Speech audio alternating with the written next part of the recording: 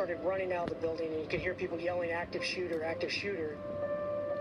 All of a sudden, it was like a scramble of the crowd. The girl next to me, where my daughter was standing with her husband, was shot.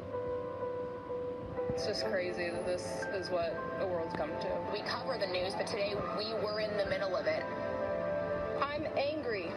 The people who came to this celebration should expect a safe environment. My daughter tried to climb on top of me to protect me. Today was tragic for everyone who was part of it. Our community is still processing that tragedy tonight after what was supposed to be a joyous celebration. The shooting at Union Station left one person dead and 21 others hurt, including 9 children. We now know that Lisa Lopez, a DJ at a Kansas City radio station, KKFI, died in today's shooting. Lisa was an incredible person.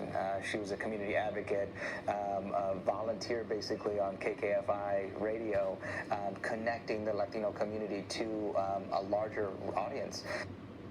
Our team has been covering this day from celebration to tragedy.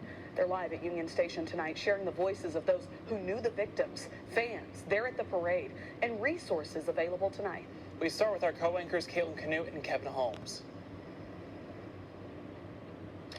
Hey gang, it's important to note that our team of journalists, we're still processing what happened tonight, as many of you in the community are, and that's okay. It's okay to reflect. It's okay to have uncertainty. It's okay to grab your loved ones and hug them a little closer tonight, as we all plan on doing once we make our way home. Union Station behind us is the backdrop. It is well lit like it is every other night, but it is much, much different. As I drove back here in between newscasts and drove along Main Street near Pershing, I saw just a barrage of police officers still guarding what is a crime scene as an investigation still continues. This started as such a glorious day, a day that we will never forget, and unfortunately it ended as a day we will never forget.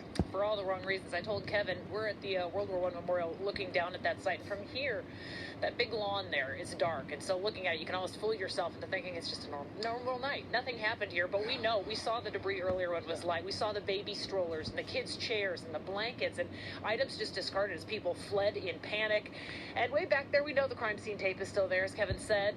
The police cars still lining the area, still gathering evidence. It's just a horrific turn of events that no one could have anticipated on such a wonderful day up until then. Indeed, indeed it is. Union Station will be closed tomorrow. It will reopen on Friday.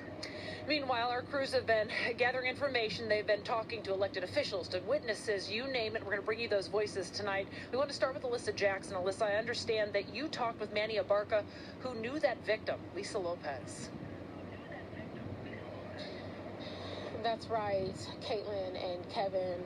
You know, it's one thing to be in the midst of it, but to know the victim, the only victim that we know so far who has passed away, it was clear to me in sitting with legislator Manny Abarca for just about 20 minutes that it hasn't really sunk in yet. You know, for me, you know, sometimes as we've mentioned throughout the night in our newscast earlier, we never want to be a part of the story, but our experiences, you know, seeing the trauma unfold is just as important in this case. This is our second mass shooting of this year, and we're only 2 months in.